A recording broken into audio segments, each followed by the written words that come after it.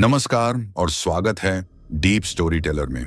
यहाँ हर कहानी एक रहस्य है, हर आवाज के पीछे छुपा है डर का साया। अगर आप हिम्मत रखते हैं तो चलिए हमारे साथ उन गलियों में जहाँ सन्नाटा बोलता है और परछाइयाँ जिंदा हो जाती हैं। हर हफ्ते हम लेकर आएंगे सच्ची घटनाओं पर आधारित डरावनी कहानियां, जिन्हें सुनकर आपकी रूह कांप उठेगी। तो चैनल को सब्सक्राइब कीजिए, क्योंकि डर अब हर कहानी में है। डीप स्टोरी टेलर, जहां डर के पास भी एक कहानी है। नमस्कार दोस्तों, मेरा नाम पवन है और मैं चंडीगढ़ के एक छोटे से कस्बे का रहने वाला हूं। दरअसल जब मुझे कॉलेज का एडमिशन लेटर मिला था तो मेरे तो दिल की धड़कन ही बदल गई थी, क्योंकि जब मुझे पता चला था कि मेरा एडमिशन शहर के इतने बड़े कॉलेज में हुआ है तो पूरे घर में जैसे त्योहार सा माहौल हो गया था। लेकिन अंदर ही अंदर मैं थोड़ा घबराया हुआ भी था। पहली बार घर से दूर रहने जा रहा था, वो भी हॉस्टल में। पापा मुझे खुद छोड़ने आए थे। जैसे ही हम कैंपस में घुसे, ऊंची बिल्डिंग्स, भीड़ भाड़ और सब कुछ नया नया देखकर मेरी धड़कनें थोड़ी तेज हो गईं। हॉस्टल ऑफिस के बाहर एक लंबी लाइन लगी थी। पापा लाइन में लगे और मैं इधर उधर का नजारा देखने लगा। थोड़ी देर बाद पापा ने इशारा किया, पवन अंदर चल। हॉस्टल वार्डन सर रजिस्टर पर नजर गड़ाए बैठे थे। उन्होंने सिर उठाकर पूछा, नाम? मैंने धीरे से कहा, पवन सिंहा सर। सर ने कुछ देर पन्ने पलटे और बोले, कमरा नंबर 16। मैं थोड़ा चौंका। मैंने हिचकिचाते हुए पूछा, सर बाकी कमरे फुल हैं क्या? सर ने भें चढ़ाकर कहा, बिल्कुल यही एक खाली है, कोई दिक्कत है? मैंने झट से सिर हिलाया, नहीं सर, कोई दिक्कत नहीं। पापा ने मेरा बैग उठाया और हम हॉस्टल की उस बिल्डिंग की ओर चल पड़े जहां कमरा नंबर 16 था। हॉस्टल का वो हिस्सा बाकी जगहों से थोड़ा अलग और सुनसान लग रहा था। दीवारों का पेंट उखड़ा हुआ था और खिड़कियां भी जर्जर हालत में थीं। एक अजीब सी सीलन और बंद जगहों जैसी गंध थी। वहां कमरा नंबर 16 बिल्डिंग के बिल्कुल कोने में था। दरवाजे पर ताला लगा हुआ था और हैंडल पर जाले लटक रहे थे। पापा ने ताला खोला और दरवाजा जैसे ही खुला, एक अजीब सी ठंडी हवा का झोंका अंदर से आया। मैं थोड़ा कांप गया। पापा ने कमरे में कदम रखते हुए कहा, अंदर देख बेटा, ठीक ठाक है। मैंने कमरे के अंदर झांका। 2 बेड, एक लकड़ी की पुरानी मेज, एक अलमारी और दीवार पर टंगा टूटा हुआ आईना। कमरे में हल्की सी सिहरन थी, जैसे कोई लगातार देख रहा हो। मैंने पापा से धीरे से कहा, पापा ये कमरा थोड़ा अजीब सा लग रहा है ना? पापा ने हंसते हुए कहा, अरे नहीं बेटा, तेरा वर्म है, तू नया नया आया है, आदत पड़ जाएगी। शाम तक पापा मेरी सारी चीजें अरेंज करके निकल गए। उनके जाते ही पहली बार अकेलापन महसूस हुआ। सब कुछ शांत था और वही सन्नाटा ज्यादा डराने लगा था। तभी दरवाजे पर दस्तक हुई। दरवाजा खोला तो एक दुबला पतला बिखरे बालों वाला लड़का खड़ा था। चेहरे पर मुस्कान थी। उसने हाथ आगे बढ़ाते हुए कहा, हाय, मैं राम, तेरा नया पड़ोसी, रूम नंबर 11 में रहता हूं। मैंने हाथ मिलाते हुए जवाब दिया, पवन अभी अभी आया हूं। राम ने दरवाजे के अंदर झांकते हुए थोड़ा चौंक कर कहा, तू कमरा नंबर 16 में शिफ्ट हुआ है? मैंने हंसते हुए कहा, हाँ भाई, यही मिला है। राम ने धीरे से कहा, लोग कहते हैं यह कमरा थोड़ा अजीब है। मैंने बात को हल्का करने की कोशिश की, अजीब मतलब तू भी डराने लगा क्या? अब राम ने मुस्कुराकर कहा, नहीं यार, डराने का इरादा नहीं है। चल कॉमन रूम चल, बाकी लोगों से मिलवा देता हूं। कॉमन रूम में एंट्री लेते ही एक अलग माहौल था। कोई गिटार बजा रहा था, कोई मोबाइल में खोया था। कुछ लोगों ने मुझे देखकर हाथ हिलाया। तभी एक लंबा चौड़ा लड़का आया, जिसने शायद मेरी पूरी प्रोफाइल स्कैन कर ली थी। उसने मस्ती भरे अंदाज में कहा, यह नया लड़का और वो भी कमरा नंबर 16 में, क्या बात है? मैंने हंसते हुए पूछा, इस कमरे में ऐसा क्या खास है यार? उसने थोड़ा ड्रामेटिक होकर कहा, भाई कुछ साल पहले यहाँ एक सीनियर रहता था, केशव। एक दिन अचानक उसने खुद को फांसी लगा ली। सामने से एक और लड़का, कमल, बीच में बोला, और उसके बाद से जो भी वहां रहा या तो बीमार हो गया या हॉस्टल छोड़ गया।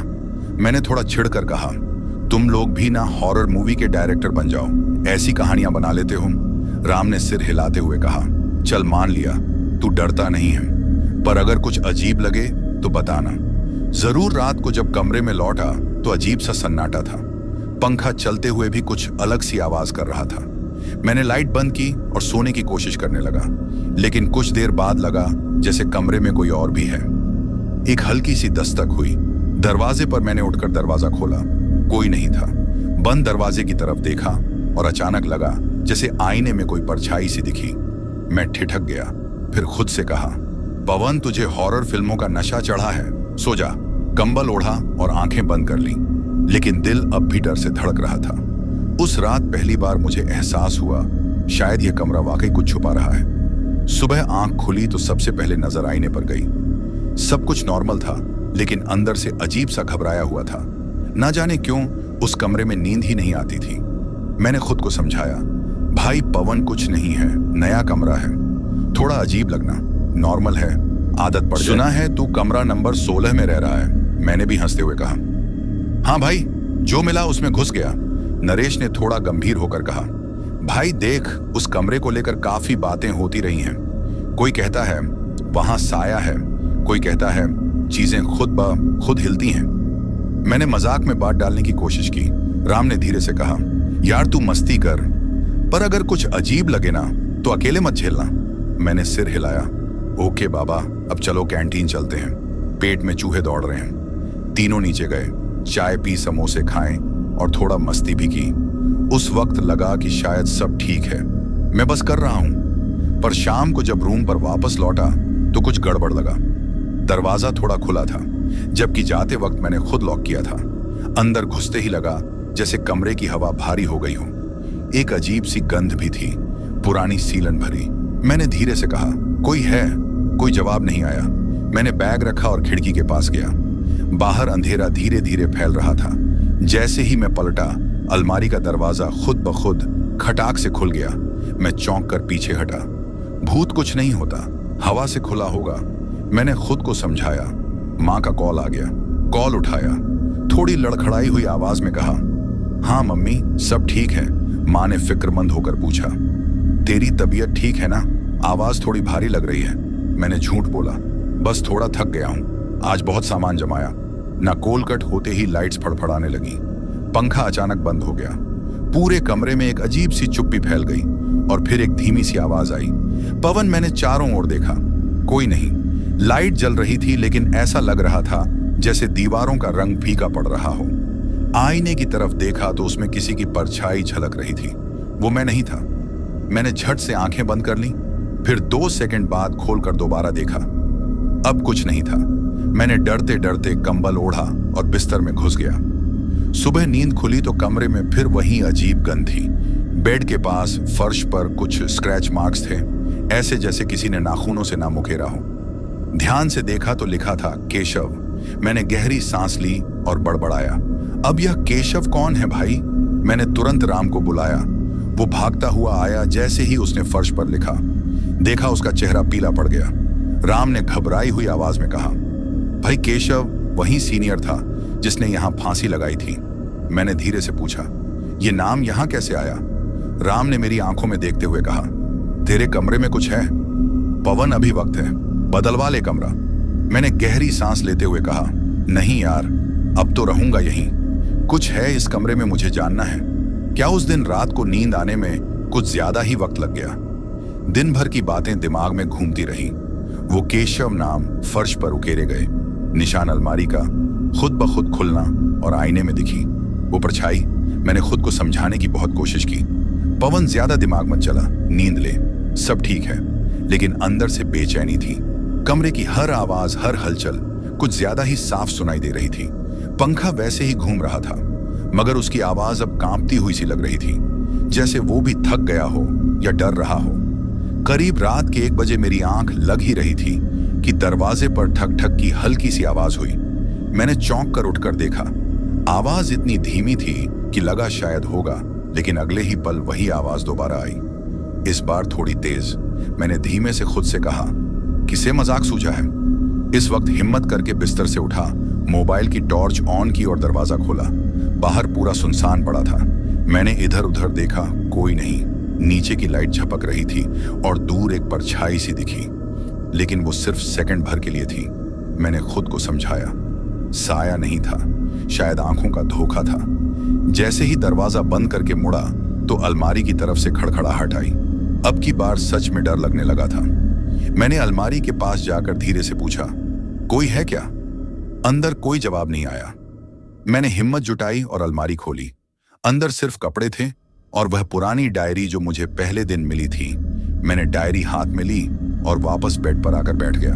पन्ने पलटे तो बीच के कुछ पेज फटे हुए थे, लेकिन एक पेज पर लिखा था, रात को दस्तक सुनना मत, वरना वह अंदर आ जाएगा। यह पढ़ते ही मेरी रूह कांप गई। मैंने डायरी बंद की और सीधे कंबल में घुस गया। दिल की धड़कन इतनी तेज थी कि लग रहा था जैसे कोई ड्रम बजा रहा हो। सीने में करीब आधा घंटा बीत गया और मैं कंबल में आंखें बंद किए पड़ा था कि फिर से वहीं दस्तक हुई। इस बार आवाज एकदम साफ थी और अब यह लगातार हो रही थी। मैं जम गया, ना हिल पा रहा था, ना आवाज निकाल पा रहा था। तभी दरवाजे के नीचे से किसी के पैर की परछाई दिखी। 2 पैर बिना हिलते हुए खड़े थे। मैंने धीरे से हाथ बढ़ाकर मोबाइल उठाया और राम को कॉल कर दिया। राम ने कुछ सेकंड बाद उठाया और नींद में बोला, हाँ भाई सब ठीक, इस वक्त कॉल क्यों किया? मैंने फुसफुसाते हुए कहा, राम कोई है मेरे दरवाजे पर, दस्तक हो रही है और पैर दिख रहे हैं। राम ने चौंक कर कहा, क्या तू रुक, मैं आता हूं। मैं दरवाजे की तरफ एक तक देखता रहा। दस्तक अब रुक चुकी थी, लेकिन पैर अभी भी थे। करीब 2 मिनट बाद बाहर से राम की आवाज आई। राम ने दरवाजा खटखटाया। पवन मैं हूं। मैंने उसकी नोट्स देखी हैं। पहले ये उसी की डायरी है। मैंने घबरा कर कहा, तो फिर मतलब ये सब जो हो रहा है उसका कोई सिरा उस केशव से जुड़ता है? राम ने दीवार की तरफ देखते हुए कहा, मुझे लगता है उस रात को कुछ हुआ था जो अधूरा रह गया और अब कोई है जो वापस आना चाहता है। मैंने उसकी आंखों में देखते हुए कहा, भूत जैसी बात मत कर भाई, मैं यहां पढ़ने आया हूं, किसी आत्मा से दोस्ती करने नहीं। राम ने मजबूती से कंधे पर हाथ रखते हुए कहा, डर मत पवन, हम साथ हैं, पर अब ये मजाक नहीं है। उस रात राम मेरे कमरे में ही रुका।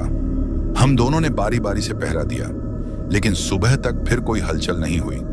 लेकिन एक बात तो तय थी, कमरा नंबर 16 अब सिर्फ एक कमरा नहीं रहा, वो एक कहानी बन चुका था जिसका मैं खुद हिस्सा बन रहा था। उस रात के बाद मेरी नींद जैसे गायब हो गई थी। आंखें तो बंद हो जाती थी, लेकिन दिमाग हर वक्त चौकन्ना रहता। ऐसा लगता था कि कमरे की हर चीज मुझे घूर रही है, आईना, अलमारी, यहां तक कि दीवारें भी। राम अब अक्सर मेरे कमरे में आ जाता था। वो भी बेचैन रहने लगा था। हम दोनों जानते थे कि अब बस डरने से काम नहीं चलेगा, कुछ करना पड़ेगा। एक सुबह राम मेरे कमरे में आया और बोला। राम ने थोड़ा गंभीर लहजे में कहा, पवन तेरे कमरे के पीछे जो स्टोर रूम है ना, उसमें कुछ पुरानी फाइलें रखी हैं, शायद वहां से कुछ पता चल सके। केशव के बारे में मैंने तुरंत हामी भरी। चल अभी चलते हैं, वैसे भी अब बैठकर डरने से अच्छा है कुछ खोजा जाए। हॉस्टल का वो स्टोर रूम काफी पुराना था। धूल से भरा मकड़ी के जाले और दीवारों पर सीलन अंदर घुसते ही एक सड़ी पुरानी किताबों और कागजों की बदबू आई। लेकिन हमने हार नहीं मानी।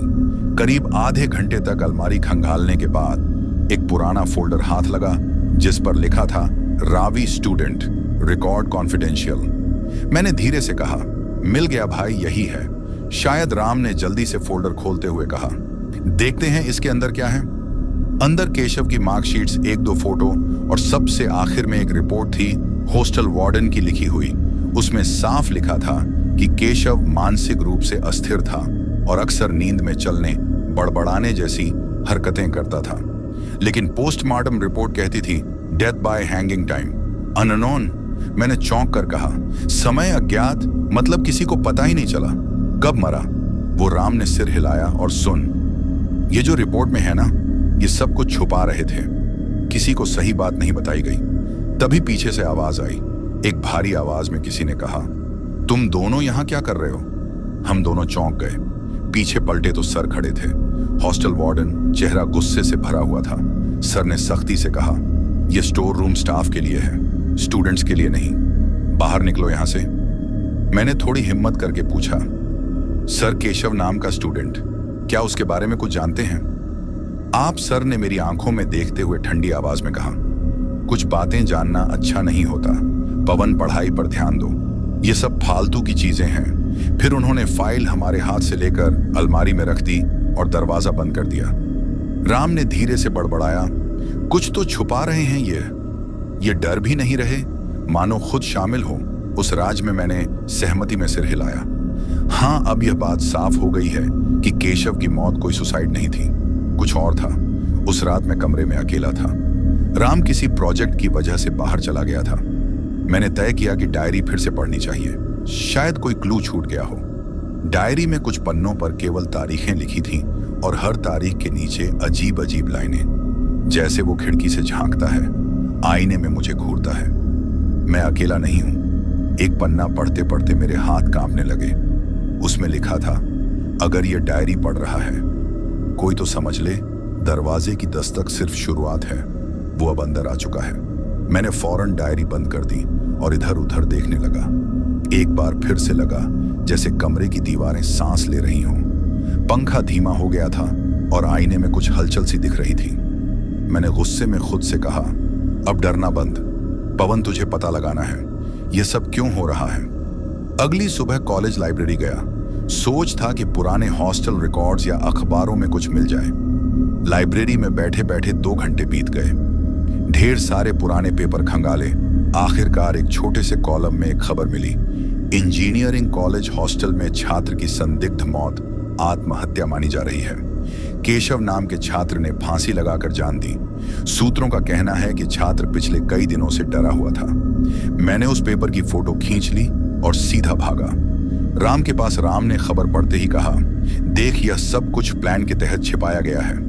केशव डरा हुआ था, लेकिन किससे मैंने जवाब दिया। अब हमें यह जानना होगा कि उस रात हुआ क्या था और सबसे पहले पता लगाना होगा केशव के आखिरी दिन कौन कौन उसके आसपास था। अब यह सिर्फ एक हॉरर स्टोरी नहीं रही थी, अब यह एक मिशन बन गया था, केशव को इंसाफ दिलाने का और उस कमरे के पीछे छुपे सच को सामने लाने का। उस दिन के बाद मेरी बेचैनी बढ़ गई थी। अब यह बस डर या वम नहीं था, कुछ तो उसके पीछे गया तो देखा वो कमल था। आंखें बंद थी, चेहरा बिना कोई हाव भाव के। मैंने धीरे से उसका नाम लिया। कमल। वो रुका नहीं। मैंने फिर पुकारा, कमल क्या कर रहा है भाई। तभी पीछे से राम की आवाज आई। राम ने हैनरानी से कहा, अबे ये क्या चल रहा है, ये कमल नींद में चल रहा है क्या। मैंने चौंकते हुए कहा, लगता तो ऐसा ही है, और सिर्फ यही नहीं, मुझे लगता है ये पहली बार नहीं हो रहा। कमल धीरे धीरे सीढ़ियों की ओर मुड़ा। हमने उसे फौरन पकड़ लिया और वापस उसके कमरे में ले गए। उसे उठाने की कोशिश की तो वह घबरा गया। आंखें खुली तो चेहरा डर से भर गया। कमल ने कांपती आवाज में कहा, तुम लोग मुझे कहां ले आए। मैं तो सो रहा था। मैंने उसे बैठाते हुए कहा, भाई तू सोते सोते सीढ़ियों तक पहुंच गया था, तुझे कुछ याद है। कमल ने सिर हिलाया, कुछ भी नहीं, पर पिछले कुछ दिनों से मुझे अजीब सपने आ रहे हैं, कोई मुझे बुला रहा है। राम ने चौंक कर पूछा, कैसा, कोई दिखता कैसा है। कमल ने धीरे से कहा, चेहरा नहीं दिखता, बस आवाज सुनाई देती है, जैसे कोई दीवार के पीछे से बुला रहा हो। हम तीनों चुप हो गए। अब मामला और भी डरावना हो चुका था। केशव की डायरी में कुछ ऐसा ही लिखा था, वो मुझे नींद में चला कर ले जाता है। अगले 2 दिन हमने कमल पर नजर रखी। रात को उसकी रूम के बाहर बारी बारी से पहरा दिया। तीसरी रात को फिर वही हुआ। इस बार उसने खुद अपनी अलमारी खोली, अंदर कुछ देर देखा, फिर जमीन पर बैठ गया और बड़बड़ाने लगा। मैंने राम से कहा, अब ये हद से बाहर हो रहा है, ये सब हॉस्टल में और किस किस के साथ हो रहा है, ये जानना पड़ेगा। राम ने मेरी बात पर सिर हिलाया। हाँ, और इसके पीछे की जड़ शायद वो कमरा नंबर 16 ही है। हमने अगली शाम कुछ और लड़कों से बात की। विशाल, जो कॉमन रूम में गिटार बजाया करता था, वह भी थोड़ा बदला बदला लग रहा था। आंखों के नीचे काले घेरे, बातों में उलझन। मैंने उससे सीधा पूछा, विशाल सब ठीक है ना, तू बहुत थका हुआ लग रहा है। विशाल ने थोड़ा झिझकते हुए कहा, नींद नहीं आती यार, ऐसा लगता है कोई सोने ही नहीं देता। कमरे की दीवार से कोई आवाज आती है, जैसे कोई बार बार कह रहा हो, मैं यहां हूं। राम ने उसे गौर से देखा और धीरे से कहा, भाई तू अकेला नहीं है, ये सब औरों के साथ भी हो रहा है। हमने उसे सब कुछ बताया, केशव डायरी, नींद में चलना, कमल का बर्ताव। विशाल ने घबरा कर कहा, मतलब ये कोई आत्मा या कुछ ऐसा है, हॉस्टल में भूत। मैंने ठंडी सांस लेकर कहा, शायद, या कुछ और जो हमारी समझ से बाहर है, लेकिन अब चुप रहने से काम नहीं चलेगा। उस रात हम तीनों मेरे कमरे में बैठे डायरी को फिर से पढ़ा और हर लाइन को नोट किया। एक पेज पर लिखा था, वो मुझे खींच लाता है, पुराने वॉशरूम में वहां कुछ है जो नींद में जागता है। हमने तय किया कि अगली रात उसी पुराने बंद पड़े वॉशरूम की जांच करेंगे। वो हॉस्टल के सबसे पीछे बेसमेंट के पास था, वहां कोई जाता नहीं था और ताले जंग खा चुके थे। अगले दिन रात 2 बजे हम तीनों टॉर्च लेकर वॉशरूम की तरफ निकले। रास्ता एकदम सुनसान था। वहां पहुंचकर जैसे ही दरवाजा खोला, अंदर से एक सड़ी हुई बदबू आई। टॉर्च की रोशनी में देखा, अंदर की दीवारों पर किसी ने कोयले या किसी काली चीज से कुछ लिखा था। सोने मत देना, उसे आना है। हम तीनों सन्न रह गए। ये सब अब कोई मजाक नहीं था। मैंने धीरे से कहा, भाई जो भी है अब यह किसी एक के साथ नहीं हो रहा, पूरी बिल्डिंग पर असर पड़ रहा है। राम ने फुसफुसाकर कहा, केशव के मरने के बाद शायद उसका डर यहीं रह गया है और अब वो फैल रहा है। वो रात हमारी जिंदगी की सबसे लंबी रातों में से एक थी, लेकिन एक बात तो साफ थी, कमरा नंबर 16 अब एक दरवाजा बन चुका था, किसी और दुनिया की ओर, और नींद में चलने वाले बस रास्ता दिखा रहे थे। जिस रात हम तीनों पुराने वॉशरूम से लौटे, नींद आना तो दूर, आंख बंद करना भी मुश्किल हो गया था। हमने जो देखा वो अब तक दिमाग में घूम रहा था दीवारों पर। वो अजीब से शब्द, बेसमेंट की सड़ी बदबू और केशव की डायरी के पन्नों से मिलती बातें, ये सब अब इत्तेफाक नहीं लग रहा था। अगली सुबह उठते ही मैंने कमरे की सफाई शुरू कर दी। जब डर हावी होने लगे तो मैं अक्सर सफाई करता हूँ। थोड़ा मन हल्का होता है। बेड के नीचे, अलमारी के पीछे, मेज के कोने, हर जगह झांकने लगा। फिर मेरी नजर पड़ी उस पुराने टूटे आईने पर। कई दिन से मैंने उसकी तरफ ठीक से देखा ही नहीं था। दरारें अब और गहरी लग रही थी, जैसे किसी ने जानबूझकर उस पर वार किया हो। मैं आईने के पास गया और गौर से देखा। जैसे ही उंगली से दरार पर हल्का सा छुआ, एक छोटी सी चिप खुल गई और मैं चौंक गया। आईने के पीछे एक छोटा सा कंपार्टमेंट था, बिल्कुल दीवार के अंदर छुपा हुआ। मैंने धीरे धीरे उस खाली हिस्से से एक पोटली निकाली, लाल रंग का कपड़ा जिसमें कुछ बंधा था। राम कमरे में आया ही था। मैंने उसे इशारे से बुलाया और पोटली दिखाई। राम ने चौंकते हुए कहा, अबे ये कहां से मिला? मैंने जवाब दिया, आईने के पीछे से दीवार में छुपा था। लग रहा है बहुत पुराना है। हमने मिलकर पोटली खोली। उसमें एक पुरानी डायरी के बचे हुए पन्ने थे, एक ब्लैक एंड व्हाइट फोटो जिसमें केशव किसी अनजान शख्स के साथ खड़ा था और एक रक्षा सूत्र। मैंने धीमे से कहा, केशव की तस्वीर है, लेकिन यह दूसरा आदमी कौन है? राम ने फोटो को ध्यान से देखा और फिर बोला, मुझे तो ये हमारे हॉस्टल के पुराने चौकीदार जैसा लग रहा है। ओम प्रकाश वो आजकल नहीं दिखता, शायद रिटायर हो गया। डायरी के बचे पन्नों में कुछ डरावनी बातें लिखी थी। आईना सिर्फ दिखाता नहीं, छुपाता भी है। हम दोनों ने तय किया कि यह पन्ने और फोटो विशाल और कमल को भी दिखानी चाहिए। जब हमने उन्हें सब कुछ बताया तो विशाल ने घबराते हुए कहा, विशाल ने डर से बोला, भाई यह आईना तो हर हॉरर मूवी में कुछ करता ही है, और अगर इसमें वाकई कुछ छुपा था तो इसका मतलब वो चीज अब भी यहीं कहीं है। कमल ने धीरे से कहा, मुझे तो अब भी लगता है वो आईने से मुझे देख रहा है। हम सब ने तय किया कि उस आईने को दीवार से निकाल कर देखें, शायद पीछे कुछ और हो। अगले दिन दोपहर में जब सब हॉस्टल में नहीं थे, हमने मिलकर आईने को दीवार से हटा दिया। उसके पीछे दीवार पर कुछ उकेरा हुआ था किसी भाषा में जो हमें समझ नहीं आई, पर बीच में एक सिंबल था, जैसे त्रिकोण के अंदर एक आंख बनी हो। राम ने फुसफुसाकर कहा, यह कोई तंत्र विद्या जैसा लग रहा है। मैंने कांपती आवाज में कहा, केशव को किसी ने कुछ कराया था, शायद यही इंसान उस फोटो वाला। हमने फोटो को ध्यान से देखा और तय किया कि अगर ओम प्रकाश अभी भी कहीं दिखे तो उससे बात करनी होगी। शाम को हम वार्डन ऑफिस के पास पहुंचे। वहां नया चौकीदार बैठा था। मैंने उससे पूछा, भैया ओम प्रकाश जी अभी काम करते हैं क्या? चौकीदार ने हैनरानी से कहा, ओम प्रकाश वो तो 4 साल पहले ही रिटायर हो गए थे, उसके बाद से कभी नहीं दिखे। मैंने झट से पूछा, कहाँ रहते हैं वो? चौकीदार ने सोचा और फिर बोला, यहीं पीछे वाले गांव में शिवपुर पर। क्यों पूछ रहे हो? राम ने टालते हुए कहा, कुछ जरूरी बात करनी थी। बस अब हमारे पास एक और रास्ता खुल चुका था, लेकिन उस रात आईना वैसे ही टेबल पर रखा था। दरारें और गहरी हो गई थी। मैं उसे घूरते हुए बोला, तू ही सबका दरवाजा है ना, सब तेरा ही खेल है। तभी एकदम से कमरे में हल्की सी हवा चली। आईना जमीन पर गिरा और टूट गया। सब चुप। आईने के टुकड़े अब यूं बिखरे थे जैसे किसी ने जानबूझकर कुछ दिखाना चाहा हो, और उनमें से एक टुकड़े में मुझे अपनी परछाई नहीं, किसी और की शक्ल दिखी। राम ने कांपती आवाज में कहा, अब यह चीज खुद को दिखाने लगी है पवन। यह खेल अब और गहरा हो गया है। मैंने आईने के टूटे टुकड़े को उठाकर कहा, अब इसकी असलियत जानकर ही रहेंगे। और उस पल पहली बार लगा, डर अब कमरे तक सीमित नहीं रहा, वो हमारे अंदर तक घुस चुका है।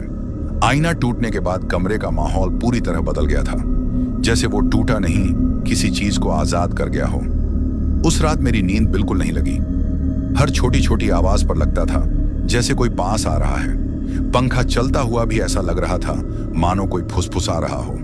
और वो डायरी जिसे मैंने एक बैग में बंद करके अलमारी में रख दिया था, वो खुद ब खुद बाहर निकली। मिली सुबह उठते ही मैंने राम को बुलाया। वो आते ही डायरी को देखकर बोला। राम ने घबराकर पूछा, अबे तूने इसे अलमारी में नहीं रखा था? मैंने सिर हिलाते हुए कहा, रखा था, पर देख ये टेबल पर कैसे आ गई। और अब इसके पेज अपने आप पलटते हैं। हम दोनों चुप हो गए। डायरी के पन्ने एक एक कर पलट रहे थे, जैसे कोई अदृश्य हाथ उन्हें पढ़ने को मजबूर कर रहा हो।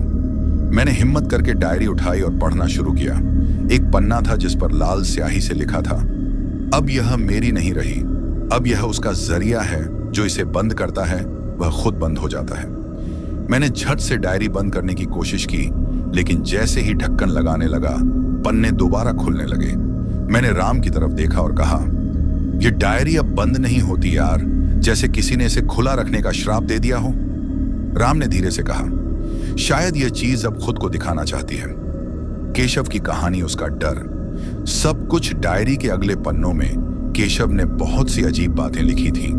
अब वो आईने से निकलकर मेरे पीछे चलता है। मैं जहां जाता हूं उसकी परछाई पहले पहुंचती है। मैंने जिस दिन उसे ना देख पाने की कोशिश की, उस दिन मेरी आंखों से खून निकला। मैंने डायरी वहीं रख दी और खुद को शांत करने की कोशिश करने लगा। तभी कमल भागता हुआ कमरे में आया। चेहरे पर डर साफ दिख रहा था। कमल ने हांफते हुए कहा, भाई विशाल, वो कमरे में बंद है और कुछ बड़बड़ा रहा है। दरवाजा अंदर से लोग हैं। हम दोनों बिना कुछ सोचे उसके कमरे की तरफ भागे। दरवाजे पर जोर से दस्तक दी। मैंने जोर से आवाज लगाई, विशाल दरवाजा खोल। भाई क्या हो गया है तुझे? अंदर से धीमी सी आवाज आई, वो आ गया है। राम ने घबराकर कहा, अबे कुछ करो, अंदर कुछ गड़बड़ है। मैंने धक्का मारकर दरवाजा खोलने की कोशिश की और कुछ देर बाद दरवाजा खुल भी गया। अंदर जो देखा वह रोंगटे खड़े कर देने वाला था। विशाल जमीन पर बैठा था, दीवार की तरफ पीठ, और सामने वही डायरी खुली हुई थी। लेकिन यह हमारी वाली नहीं थी, ये दूसरी थी, बिल्कुल वैसी ही दिखने वाली। मैंने कांपते हुए कहा, यह दूसरी कहां से आई? विशाल ने सिर झुकाकर कहा, मुझे नहीं पता, बस एक दिन अलमारी में रखी मिली, तब से ये अपने आप खुल जाती है और मुझे कुछ दिखता है। राम ने घबरा कर कहा, क्या दिखता है? विशाल ने कांपती आवाज में कहा, आईने जैसा कुछ, पर उसमें कोई और होता है, और हर बार वो मुझसे कुछ कहता है, जैसे कि उसकी जगह अब मेरी है। हमने उसे वहां से उठाया, पानी पिलाया और डायरी को छूने तक नहीं दिया। हमने उसकी डायरी भी उसी बैग में रख दी जिसमें केशव की थी, लेकिन दोनों ही डायरी अपने आप खुल गई। अब हमारे सामने दो डायरी थी, दोनों एक जैसी, दोनों अपने आप खुलने वाली, और दोनों में एक जैसी बातें। हमने फैसला किया कि अब हमें इन सब चीजों को कलेक्ट करके किसी एक्सपर्ट से मिलना पड़ेगा, कोई ऐसा जो पैरानॉर्मल चीजों को समझता हो। रात को हम चारों मेरे कमरे में बैठे थे, दोनों डायरी टेबल पर रखी थी। मैंने धीरे से कहा, हम सब खामोश हो गए। अचानक पंखा रुक गया और खिड़की अपने आप खुल गई, और तभी दोनों डायरी के पन्ने एक साथ पलटने लगे। तेज हवा की आवाज, जैसे कोई उनमें से बाहर निकलने वाला हो। मैंने चिल्लाकर कहा, बंद करो, ये सब इन्हें जलाते हैं। राम ने तुरंत टोका, नहीं, पता नहीं इससे क्या होगा, ये चीजें जलती भी नहीं। शायद मैंने पन्नों को जबरन बंद किया और दोनों डायरी को कपड़े में लपेटकर बिस्तर के नीचे रख दिया। उस रात हम चारों एक ही कमरे में सोए, या कहें जागते रहे। डर अब डायरी के पन्नों तक नहीं था, वो हमारी सोच, हमारे सपनों और हमारे कमरों में फैल चुका था। और जैसे जैसे डायरी के पन्ने पलटते जाते थे, ऐसा लग रहा था जैसे कोई हिसाब बराबर होने वाला है। उस रात जो हुआ, उसने मेरी सोच बदल दी। अब मुझे यकीन हो चला था कि जो कुछ हमारे साथ हो रहा है वह कोई सस्ता हॉरर ड्रामा नहीं, एक बहुत गहरी और सच्ची कहानी है। एक ऐसी कहानी जिसमें किसी की मौत, किसी की आत्मा और शायद कोई अनजाना अंधेरा सच छुपा है। सुबह मेरी नींद खुली तो देखा कि कमरे में कोई नहीं था। राम, कमल, विशाल सब नजर नहीं आ रहे थे। कुछ सेकंड के लिए तो दिल धक से रह गया, लेकिन फिर मोबाइल देखा तो एक नोट मिला। राम ने लिखा था, हम कैंटीन गए हैं, तू उठ जाए तो आ जाना। मैंने चैन की सांस ली। फिर मेरी नजर फिर से डायरी पर गई। अब भी बंद नहीं थी, पन्ने वैसे ही खुले थे जैसे किसी ने अभी अभी पढ़ना छोड़ा हो। मैंने खुद से बड़बड़ाया, आज कुछ तो करना होगा, अब बहुत हो गया। मैं डायरी लेकर लाइब्रेरी गया। सोचता शायद किसी पुरानी किताब में, किसी तंत्र मंत्र वाली चीज में इसका जिक्र मिले। पुरानी फाइलें, डस्टी शेल्फ्स, पुराने अखबारों के कटआउट। 2 घंटे तक सब खंगालता रहा। आखिरकार एक किताब मिली, हॉस्टल के रहस्य और लोक कथाएं, जिसमें एक चैप्टर था दर्पण में बंद आत्मा। मैंने पढ़ना शुरू किया। उसमें लिखा था कि कभी कभी किसी की आत्मा इतनी तकलीफ में होती है कि वह आईने में खुद को कैद कर लेती है, और अगर उसे शांति ना मिले तो वह दूसरी आत्माओं को भी अपने साथ खींचने लगती है। मैंने किताब बंद की और जोर से बोला, केशव तू कहीं गया नहीं है, तू यहीं है। वापस आते वक्त कॉरिडोर से गुजर रहा था कि अचानक सब कुछ धीमा लगने लगा, जैसे वक्त स्लो हो गया हो। एक खिड़की से झांक कर देखा तो आईने जैसा कुछ चमकता हुआ दिखा। उस पल एक झलक मिली, किसी लड़के का चेहरा, आंखें लाल और चेहरा ऐसा कि डर और दर्द एक साथ दिखे। मैं वहीं जम गया। तभी पीछे से आवाज आई। राम ने घबरा कर पूछा, पवन क्या देख रहा है? मैंने बिना उसकी तरफ देखे कहा, केशव थाम, मुझे उसकी झलक मिली। राम ने पास आकर कहा, मतलब वो हमें कुछ दिखाना चाहता है? मैंने सिर हिलाया। हाँ, वो मदद मांग रहा है, लेकिन शायद उसे खुद भी नहीं पता। कैसे हम लोग सीधे कॉमन रूम में पहुंचे, जहां कमल और विशाल बैठे थे। मैंने सब कुछ बताया, किताब, चेहरा और वो झलक। कमल ने घबरा कर कहा, अगर केशव अब दिखने लगा है तो मतलब अब वह हमें अपने पास बुला रहा है। विशाल ने गंभीर लहजे में कहा, या फिर वह किसी और को हमारे पास लाना चाहता है जो इस सब का जिम्मेदार है। हम चारों ने तय किया कि अब हमें केशव से बात करनी ही पड़ेगी, लेकिन यह काम आसान नहीं था। उसी रात हम फिर से पुराने स्टोर रूम में पहुंचे, वहीं जहां केशव की फाइल मिली थी। अब की बार साथ में वह दोनों, डायरी, किताब, टॉर्च और बहुत सारी हिम्मत थी। स्टोर रूम में घुसते ही ऐसा लगा जैसे वहां हवा भी सांस रोक कर बैठी हो। एकदम सन्नाटा। हमने फर्श पर चटाई बिछाई, दोनों डायरी सामने रखी और हाथ जोड़कर बैठ गए।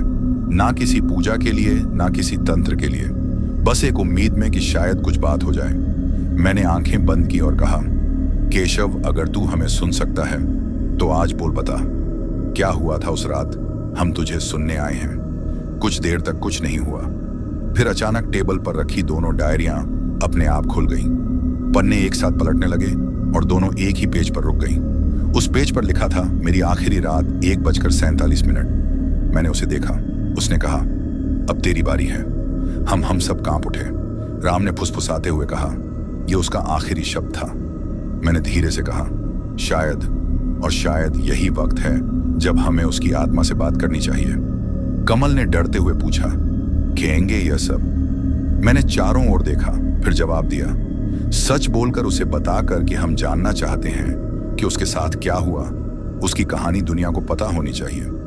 मैंने डायरी को हाथ में लिया और कहा, केशव अगर तू हमें सुन सकता है तो प्लीज बता दे कि तेरे साथ उस रात क्या हुआ। हम तुझे भूलना नहीं चाहते, ना ही तुझे अकेला छोड़ना। कुछ सेकंड तक कुछ नहीं हुआ, फिर स्टोर रूम की ट्यूबलाइट झपकने लगी। दोनों डायरियां बंद हो गईं और सामने दीवार पर हल्की सी रोशनी बन गई, जैसे कोई नाम उभर रहा हो। हम चारों ने देखा, वहां लिखा था, ओम प्रकाश। मैंने चौंक कर कहा, ये वही चौकीदार हैं जो उस फोटो में था। राम ने तेजी से कहा, मतलब उस रात केशव अकेला नहीं था, कोई था उसके साथ। शायद ओम प्रकाश। कमल ने धीमे स्वर में कहा, अगर वो वहां था तो केशव के साथ जो हुआ उसमें उसका कोई हाथ हो सकता है। मैंने गहरी सांस ली और कहा, अब हमें ओम प्रकाश को ढूंढना ही होगा। अब जवाब उसी के पास है। राम ने तुरंत हामी भरी, और अगर वह सच में कुछ जानता है तो उसे बोलना होगा, वरना केशव कभी शांति नहीं पाएगा। अब सच्चाई की झलक हमें मिल चुकी थी, लेकिन जैसे पेड़ भी हमारी बातों को सुन रहे हो। करीब 1 घंटे की ड्राइव के बाद हम शिवपुर पहुंचे। वहां लोगों से पूछताछ करने पर पता चला कि ओम प्रकाश गांव के किनारे एक छोटी सी झोपड़ी में अकेला रहता है। रास्ते में एक बूढ़े आदमी ने बताया, ओम प्रकाश अब पहले जैसा नहीं रहा, चुपचाप बैठा रहता है, खुद से बातें करता है। जब हम उसकी झोपड़ी तक पहुंचे तो दरवाजा आधा खुला था, अंदर धुआं सा था और अगरबत्तियों की तीखी खुशबू आ रही थी। दीवारों पर ताबीज, नींबू मिर्ची और कुछ अजीब चित्र लगे थे। मैंने आवाज दी, ओम प्रकाश जी। भीतर से एक बूढ़ी भारी आवाज आई, कौन है? हम चारों अंदर घुसे। सामने एक दुबला पतला बूढ़ा आदमी बैठा था, आंखें सुर्ख, चेहरा थका हुआ। पर जैसे ही उसने हमें देखा, उसका चेहरा डर से भर गया। ओम प्रकाश ने कांपती आवाज में कहा, तुम लोग कमरा नंबर 16 से आए हो ना? राम ने चौंकते हुए कहा, आपको कैसे पता? ओम प्रकाश ने धीरे से सिर झुकाया और बोला, क्योंकि वह अब भी मेरे सपनों में आता है। केशव, हम सब एक दूसरे की तरफ देखने लगे। मैंने हिम्मत जुटाकर कहा, सच सच बताइए, उस रात क्या हुआ था? ओम प्रकाश कुछ देर चुप रहा, फिर गहरी सांस लेकर बोला, केशव बहुत होशियार लड़का था, लेकिन कुछ अलग भी था। वो अक्सर आईने से बातें करता था। एक रात मैंने उसे देखा, कमरे के बीच में खड़ा था और कुछ बड़बड़ा रहा था। उसकी आंखें वैसी नहीं थीं जैसी किसी इंसान की होती है। कमल धीमे स्वर में पूछा, आपने रोका नहीं? ओम प्रकाश ने दुखी होकर कहा, मैं डर गया था, लगा जैसे उसके अंदर कोई और बोल रहा हो। और फिर कुछ दिन बाद उसकी मौत की खबर आई। विशाल ने गुस्से में कहा, लेकिन आपने किसी को कुछ बताया क्यों नहीं? ओम प्रकाश की आंखों में आंसू आ गए। उसने कांपते हुए कहा, बताया था लेकिन किसी ने नहीं सुना। सबने मुझे पागल कह दिया। मैंने अपनी नौकरी भी खो दी। मैंने डायरी और फोटो उसकी तरफ बढ़ाई और पूछा, यह देखिए, यह फोटो आपके और केशव की है। आप जानते थे ना कि उसके साथ क्या हो रहा था? ओम प्रकाश ने फोटो को देखा और बोला, हाँ, ये उसी रात की फोटो है जिस रात केशव ने मुझसे कहा था, अगर मैं ना बच सका तो ये सब तुझसे पूछेगा। हम सब चुप थे। राम ने धीरे से कहा, तो अब क्या करें? उसकी आत्मा अब भी भटक रही है। ओम प्रकाश ने एक थैली से कुछ चीजें निकाली, कपूर लाल धागा, एक मिट्टी का दीपक और एक तांबे की थाली। उसने दीपक को थाली में रखा और बाकी सामान एक छोटे थैले में बांध दिया। उसने शांत स्वर में कहा, यह सब लेकर जाओ उस कमरे में, और जो कुछ भी केशव का बचा है, उसकी डायरी, फोटो और वो आईने का टुकड़ा सब एक साथ रख दो। फिर इस दीपक को जला देना और प्रार्थना करना कि उसे मुक्ति मिले। मैंने पूछा, क्या वो जाएगा? ओम प्रकाश ने धीमे से कहा, अगर उसने तुम्हें चुना है तो हाँ, लेकिन कीमत लगेगी। राम ने चौंक कर कहा, कौन सी कीमत? ओम प्रकाश ने हमें देखा और बोला, जिससे वह जुड़ गया है उससे कुछ ना कुछ तो लेगा ही। वो अपनी कहानी बिना एक निशानी के नहीं छोड़ता। हम डर गए थे, लेकिन पीछे हटना अब मुमकिन नहीं था। हम वापस हॉस्टल लौटे, वो सारी चीजें इकट्ठा की और रात को 1:47 पर, वही समय जो डायरी में लिखा था, कमरे में दीपक जलाकर सब कुछ बीच में रखा। मैंने कमरे की लाइट बंद की और केवल दीपक की लौ में सबको घूरता रहा। मैंने कांपते हुए कहा, केशव, अगर तू हमें सुन सकता है तो अब जा। तेरी कहानी हमने जानी, तुझे भुलाया नहीं जाएगा। दीपक की लौ अचानक तेज हो गई, खिड़कियां हिलने लगी, कमरे में अजीब सी गूंज सुनाई दी, जैसे कोई चिल्ला रहा हो। आईने का टुकड़ा फर्श पर फिसलने लगा, फिर दीवार पर जा लगा। दीवार पर धुंधला सा चेहरा बन गया, केशव का चेहरा। वो हम सबको घूर रहा था। फिर अचानक उसकी आंखों से आंसू गिरने लगे। धीरे धीरे उसका चेहरा गायब हो गया। दीपक की लौ स्थिर हो गई, कमरे में शांति छा गई। हम चारों चुप थे। अंदर एक सुकून सा था, डर गायब हो चुका था। कमल ने थकी हुई आवाज में कहा, लगता है वो अब चला गया। विशाल ने दीपक की ओर देखते हुए कहा, या फिर उसे जो चाहिए था वो उसे मिल गया। मैंने खिड़की से बाहर देखा, फिर आसमान की तरफ देखकर बड़बड़ाया, या शायद अब हम उसके साथ चल चुके हैं। उस रात नींद आई, लेकिन सपनों में वही चेहरा बार बार आता रहा और हर बार एक ही सवाल पूछता, अब तुम क्या करोगे? तो दोस्तों, यह थी हमारी आज की कहानी। कहानी आपको कैसी लगी, ये आप मुझे कमेंट बॉक्स में कमेंट करके जरूर बताना।